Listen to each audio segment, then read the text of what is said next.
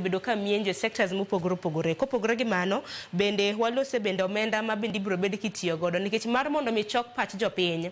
Wacho kata mana ka chokore grassroots polling stations 40,000 gi wiego. Pesa dwarore ka. Ten pesa nga, pesa na pesa ni koso osuru ma bende jopiny choko.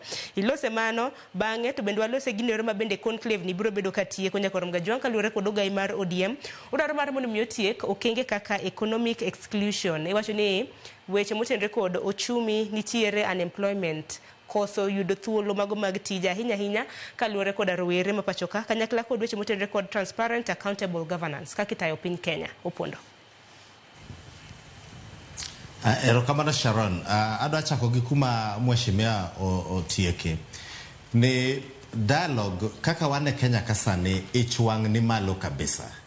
And ratings mang'eny point ni jopiny okmor gi kaka sirkal run. And kaka wan joma tiye peace building work, dialogue en a strategy maber mar chiwo environment marji loso mondo ichwang odog piny. And I agree with the Honorable Nyamita ni ichwang ni kodhi nyaka 2027 to it's a very bad environment for election. And therefore at one stage dialogue biro duoko ichwang piny ma ji koro chako reason together. As much as no konyal tieko all the problems mag jo Kenya nigo, to nyalo duoko. Ng'iane one day alone, ma demonstration obedo Nairobi, and the impact of that demonstration. How much we lost, and in terms of revenues, direct and indirect, and even positioning the country to the foreign investment. Kagino the Kamanyaka 2027, we are going to lose a lot ma pertinent issues makata the Gen Z's race koro knya beto a table. And therefore, at one point we are supporting the dialogue. However, dialogue mose timore, the young people oketga periphery.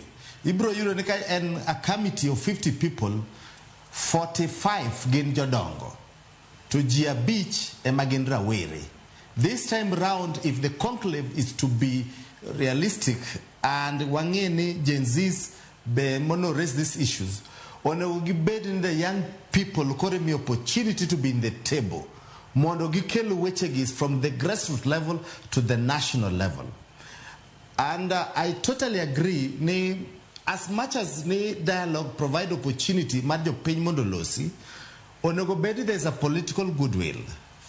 Now, Sane Raila Nose wacho openly ni all the support to Ruto until 2027, which is okay.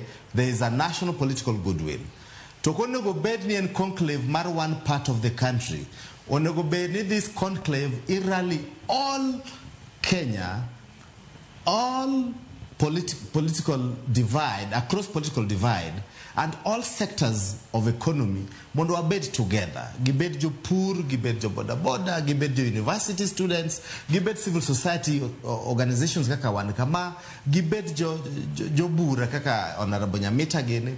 So issues gi onego kete table. And I agree with you, Honorable Nyamita. Indeed, ginyalo bedo gik mang'eny te. Same to budget. Proposal sikelo mang'eny from during the budget making process, but Martin emadibede parliament madibede budget because of the resource constraint. Kata gibede areyo, but this focus should be on the youth. Ma issues ma affect the youth nyaka broadly a table ma debate. The major question ma beni penjo ni who is going to finance this thing? Nikechwaneno, there is no budget in the current budget. Ere kumide yode budget. Marti Mugigi. The question wadi penjo kendo.